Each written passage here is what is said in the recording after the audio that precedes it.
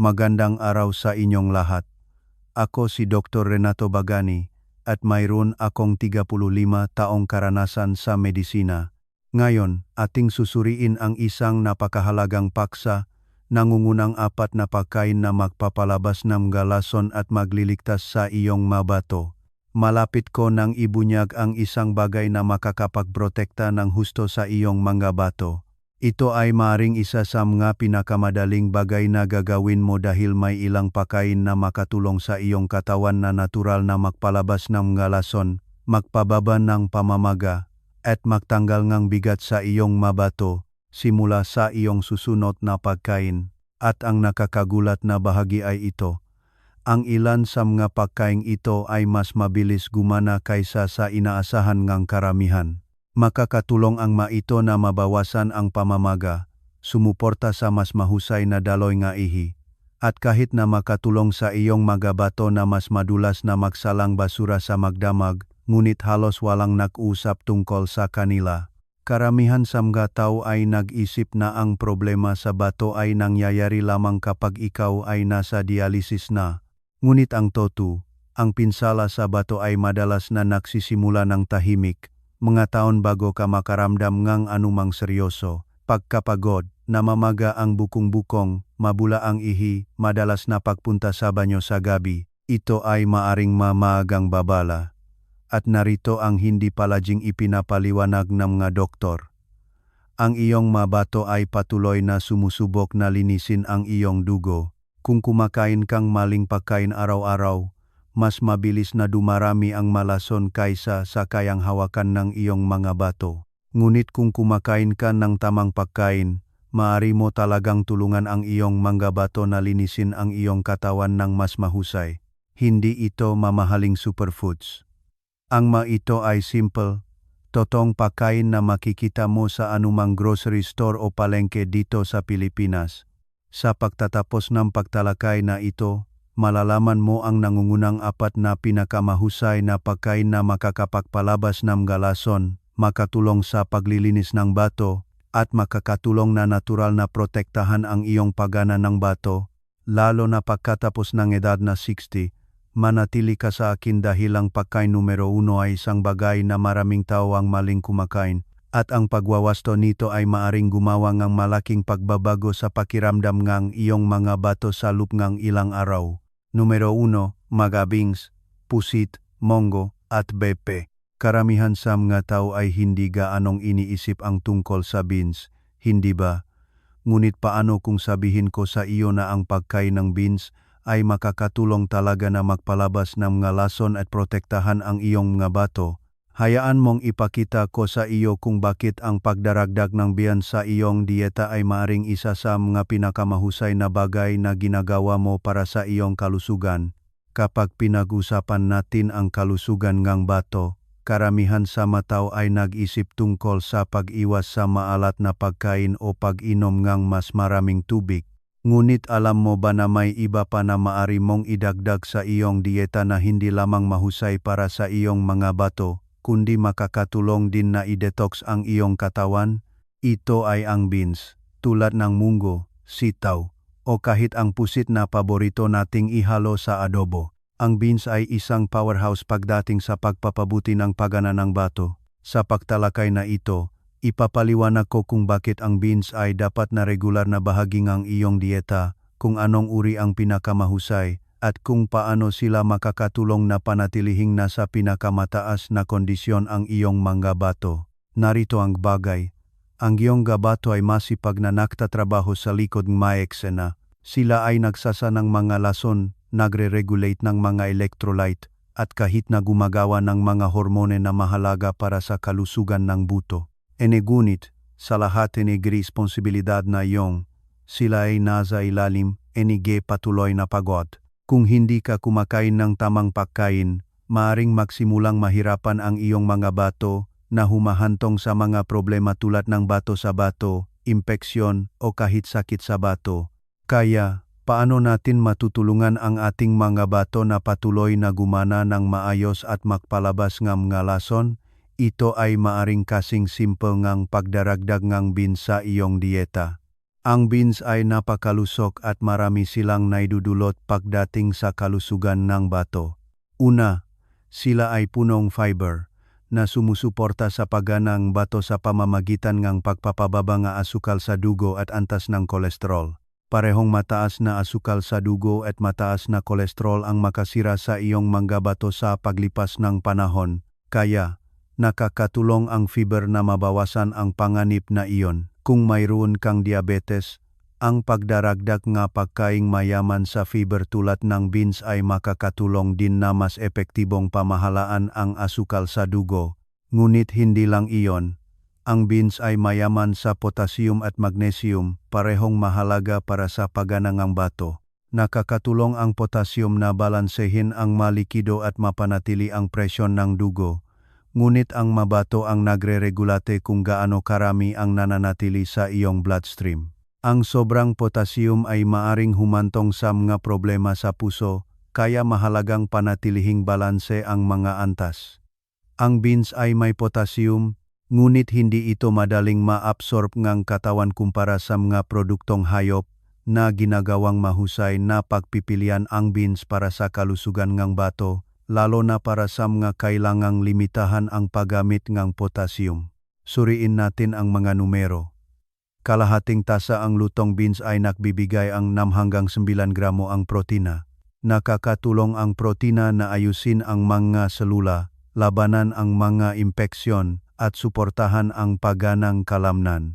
Nagbibigay din ang beans ka matatag na daming iron na kinakailangan para sa paggawang malusok na pulang selulang dugo. Ang mga black beans tulad ng munggo sitaw, kidney beans, at lentils ay lahat ng mahusay na opsyon na dapat isalang-alang. Ngayon, maaari mong itanong, paano eksaktong nakakatulong ang mga beans na ito na i-detox ang iyong mga bato? Ito ay bumababa sa fiber. Muli, ang fiber ay kumikilos na parang walis na dumadaan sa iyong digestive system, nangongolekta ng galason, at nagpapalabas sa mga ito mula sa iyong katawan. Hindi lamang nito tinutulungan ang iyong mga bato na manatiling malinis sa mga lason, kundi sumusuporta din sa mas mahusay na panunaw at pangkalahatang kalusugan. Bukod pa rito, ang beans ay mababa sa taba at mataas sa tubig, na nakatulong na i-hydrate ang iyong katawan at ginagawang mas madali para sa iyong mga bato na gawin ang kanilang trabaho. Narito ang isa pang mahalagang punto. Nakakatulong ang beans na mabawasan ang pamamaga. Ang talamak na pamamaga ay isa sa mga pangunahing nag-aambag sa sakit sa bato.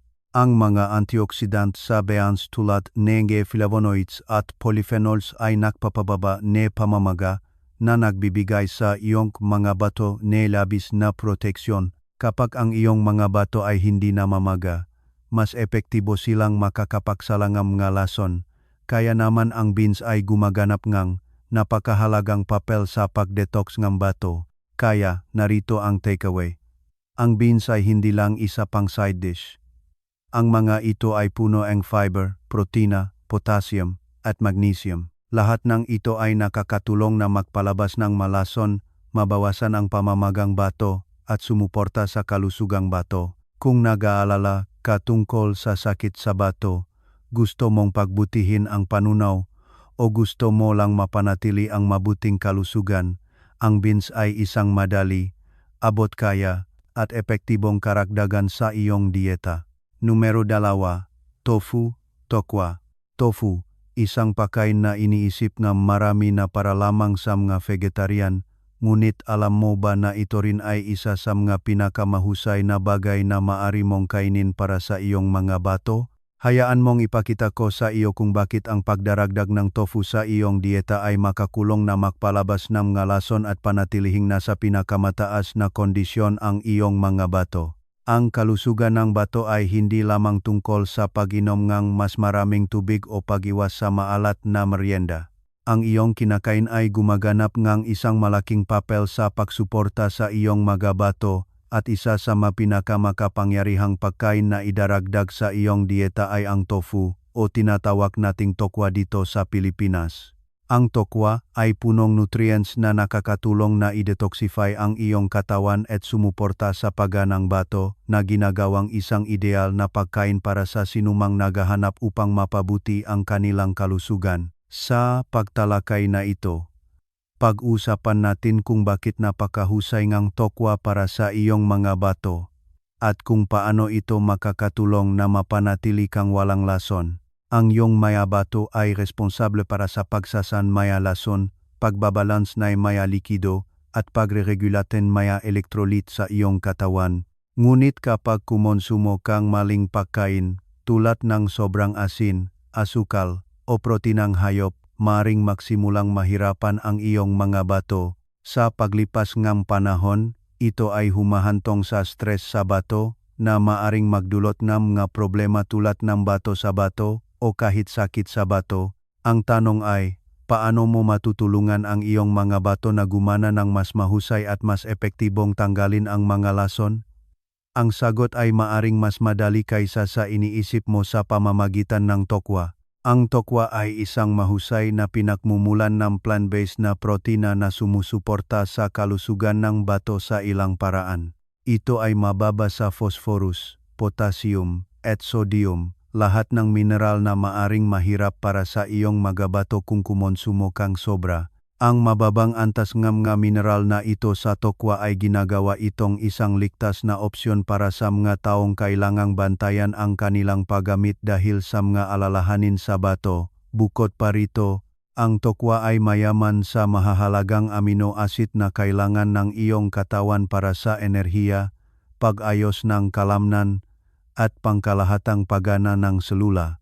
Isa sa mga pinakamahusay na bagay tungkol sa tokwa ay ang mataas na nilalaman nito sa fiber, calcium, magnesium, at malusog na taba, mga nutrients na nagaambag sa mas mahusay na pagganang bato. Nakakatulong ang fiber na mabawasan ang asukal sa dugo at antas ng kolesterol. Dalawang salik na maaring magdulot ng pinsala sa bato kung hindi masuri. Sa pamamagitan ng pagpapababa nga antas na ito, nakakatulong ang tokwa na mabawasan ang bigat sa iyong mga bato na nagpapahintulot sa kanila na gumana ng mas mahusay. Ang isa pang benepisyong tokwa ay nakakatulong ito na balansehin ang antas ng potassium sa katawan. Ang potassium ay isang mahalagang mineral, ngunit ang sobrang dami nito ay maaring makasama sa mga bato. Ang katamtamang nilalaman ng potassium ng tokwa, humigit kumulang 121 mg bawat kalahating tasang serving, ay ginagawa itong isang ligtas, kidney-friendly na opsyon na nagbibigay pa rin ng mga benepisyo ng potassium nang hindi nilalabasan ang iyong mga bato.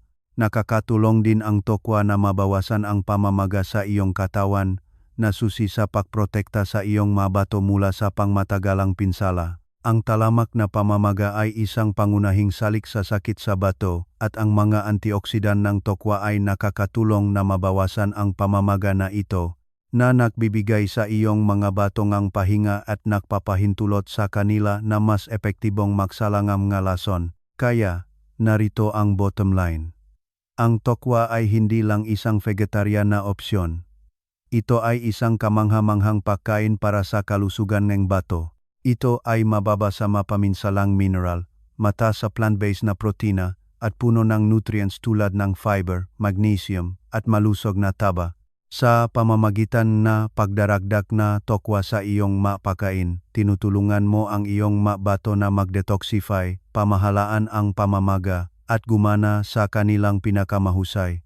Kung nakita mong nakakatulong ito hanggang ngayon, siguraduhin na i-hit ang subscribe button upang hindi mo makaligtaan ang mas maraming tip upang protektahan ang iyong nga bato. At kung mayroon kang anumang katanungan o saloobin, i-drop ang mga ito sa mga komento sa ibaba. Gustong-gusto kong marinig mula sa iyo. Ipaalam sa akin kung gaano ka katanda at kung saan ka nakatutok. Panatilihin natin ang pag-usap. Numero 3, mansanas. Iniisip mo ba na ang mansanas ay isang matamis, malutong na merienda lang? Paano kung sabihin ko sa iyo na ang simpleng prutas na ito ay isa sa mga pinakamahusay na pagkain upang magpalabas ng galason at panatilihing malusog ang iyong nga bato? Suriin natin kung bakit ang mansanas ay dapat na isang pangunahing pagkain sa iyong dieta. Ang kalusugan ng bato ay hindi lamang tungkol sa kung ano ang iniwasan mong kainin. Ito ay tungkol din sa kung ano ang idinadagdag mo sa iyong dieta. At isa sa mga pinakamahusay na pagkain upang suportahan ang iyong mga bato ay isang bagay na marahil ay kinakain mo bawat linggo, mansanas. Ang mansanas ay mababa sa potassium, phosphorus, at sodium na ginagawang ideal para sa sinumang naghahanap upang panatilihing gumagana ang kanilang mga bato sa pinakamahusay. Sa pagtalakay na ito, titingnan natin kung bakit napaka-benepisyal ngang mansanas para sa kalusugan ngang bato at kung paano mo ito isasama sa iyong pang-araw-araw na gawain. Ang ating mga bato ay masipag na nagtatrabaho araw-araw na nagsasang mga lason mula sa ating dugo at nagbabalansang mga mineral sa ating katawan. Ngunit kapag sobra nating sinisikipan ang mga itong sobrang asin, asukal o naprosesong pagkain, maaring mahirapan silang gawin ang kanilang trabaho. Kaya, ano ang magagawa natin upang matulungan ang ating mga bato na manatiling nasa pinakamataas na kondisyon at tiyakin na epektibo silang makakapagsalan ng mga lason? Ang sagot ay maaring mas simple kaysa sa iniisip mo. Mansanas. Ang mansanas ay isang mahusay na pagpipilian para sa kalusugan ng bato dahil sila ay natural na mababa sa potassium, phosphorus, at sodium, tatlong mineral na maaring maglagayng labis na bigat sa mga bato kung sobra ang paggamit. Para sa mga taong may problema sa bato o sa mga nakahanap upang mapanatili ang kalusugan ng bato, ginagawa nitong ligtas at matalinong opsyon ang mansanas.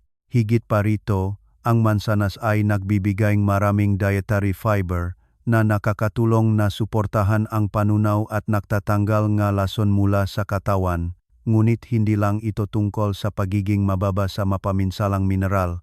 Ang mansanas ay mayroon ding mga antioksidan. Nakakatulong ang mga antioksidan na ito na mabawasan ang pamamaga sa katawan, kabilang sa mga bato na nagbibigay sa kanilang ang labis na proteksyon. Ang talamak na pamamaga ay isang pangunahing salik sa pinsala sa bato, kaya nakakatulong ang mansanas na maiwasan ang pinsala na iyon sa pamamagitan ni pagsuporta sa isang malusog na tugon sa pamamaga. Pagdating sa mga prutas na kidney-friendly, ang mansanas ay nagnining dahil abot kaya at maraming gamit. Kung tinatangkilik mo man ang isang Honeycrisp, Gala o Red Delicious, makukuha mo ang parehong benepisyo sa pagpapalakas ng bato. Halimbawa, kalahati ngang isang medium-sized na mansanas ay naglalaman lamang ngang 95 hanggang 106 mg kang potassium, humigit kumulang 8 hanggang 9 mg ngang phosphorus, at humigit kumulang 12 gram natural na asukal, lahat sa mababang nilalaman ngang sodium. Narito ang pangunahing benepisyo. Nakakatulong ang mansanas sa iyong mga bato na magsalang ang malason nang hindi sinisikipan ang mga itong labis na mineral. Ang natural na asukal sa mansanas ay binabalanseng fiber. Ibig sabihin hindi nito pinapataas ang iyong asukal sa dugo tulad ng maaring gawin ng ibang prutas. Puno rin sila ng tubig na nakakatulong na ihydrata ang iyong katawan na tumutulong sa mga bato sa kanilang proseso ng detox. Kaya, narito ang takeaway. Ang mansanas ay hindi lang masarap, ito ay isang mahusay na pagpipilian ng pagkain para sa kalusugan ng bato. Ang mga ito ay mababa sa potassium, phosphorus, at sodium, puno ng antioxidants, at puno ng fiber upang suportahan ang detoxification. Sa pamamagitan ng pagdaragdag ng mansanas sa iyong dieta, binibigyan mo ang iyong nga bato ngang suporta na kailangan nila upang gumana ng optimal at magpalabas ng mga lason. Numero 4, yogurt at iba pang fermented dairy products. Alam mo ba na ang yogurt ay hindi lang isang masarap na merienda? Ito ay isa sa mga pinakamahusay na pagkain upang matulungan ang iyong mga bato na manatiling malusog at magpalabas ng malason. Alamin natin kung bakit ang pagdaragdag ng yogurt sa iyong dieta ay isang malaking pagbabago para sa kalusugan ng bato. Ang mga bato ay gumaganap ngang isang mahalagang papel sa pag-detoxify ngang iyong katawan at pagbabalanse ngang mahahalagang mineral.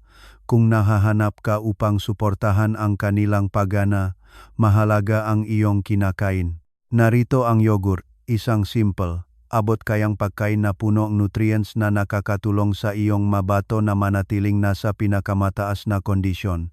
Sa pagtalakay na ito, susuriin natin kung bakit ang yogurt ay isang kidney superfood at kung paano ito makakatulong sa iyong katawan na mas epektibong magpalabas ng malason. Ang ating maragabato ay responsable para sa pagsasa, NG magalason at pagre-regulate, NG maga mineral sa dugo. Ngunit kapag kumakain ka sobrang na prosesong pagkain o asin, maaari silang malula. Kaya mahalagang isama ang maapakain na kidney-friendly tulad ng yogurt na sumusuporta sa maabato sa paggawa ng kanilang trabaho ng mas mahusay. Kaya, paano nakakatulong ang yogurt sa kalusugan ng bato? Ang yogurt ay puno ng mahahalagang nutrients na mahusay para sa kalusugan ng bato. Una, naglalaman ito ng calcium, phosphorus, at B12.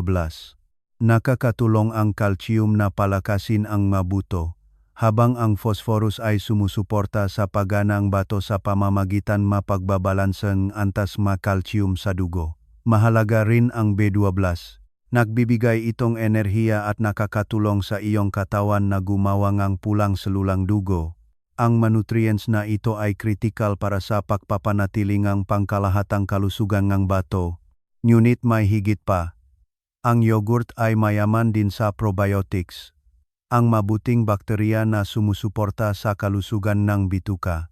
Ang isang malusog na bituka ay nangangahulugang mas kaunting mga lason na nakpapalibot sa dugo, na nakpapagaan ng bigat sa iyong mga bato. Sa pamamagitan ng negrami pagdaragdagan ng yogurt sa iyong dieta, makakatulong ka na mapanatili ang kalusugan ng negrami iyong bituka at bato ng sabay-sabay. Ang pinakamagandang bahagi, ang yogurt ay may maraming iba't ibang uri, plain, Greek, o kahit plant-based, na opsyon tulad ng soy at coconut. Kaya, mayroong para sa lahat. Kung naghahanap kang protina, probiotics, o merienda lang, ang yogurt ay tumutugon sa lahat ng pangangailangan. Tingnan natin ang mga numero. Ang kalahating tasa ng plain non-fat yogurt ay nagbibigay sa iyo ng 4.23 gramo ng protina, 127 mg ng phosphorus, at 210 mg ng potassium. Kung pipiliin mo ang Greek yogurt, ang protina ay tumataas sa 13 gramo bawat kalahating tasa, habang ang antas ng potassium at phosphorus ay mas mababa, na ginagawa itong isang mahusay na pagpipilian para sa kalusugan ng bato.